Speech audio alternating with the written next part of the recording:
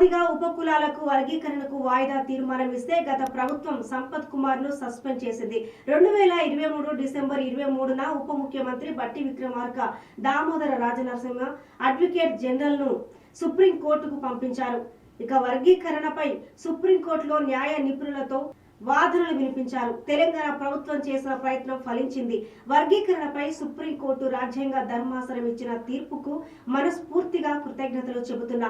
Supreme court తీర్పుకు అనుగుణంగా A B C D వర్గీకరణ చేసేందుకు తెలంగాణ ప్రభుత్వం నిర్ణయం తీసుకుంటుంది.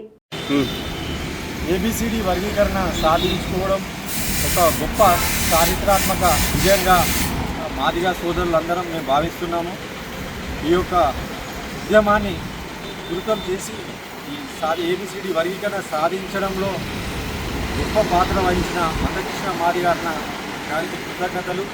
ఇందుకు సహకరించి అన్ని పార్టీలకు అదేవిధంగా కేంద్ర రాష్ట్ర ప్రభుత్వాలకు కూడా కృతజ్ఞతలు. ఏబిసిడి వర్గీకరణ వల్ల మాదిగ జాతికి ఎంతో మేలు జరగనుంది.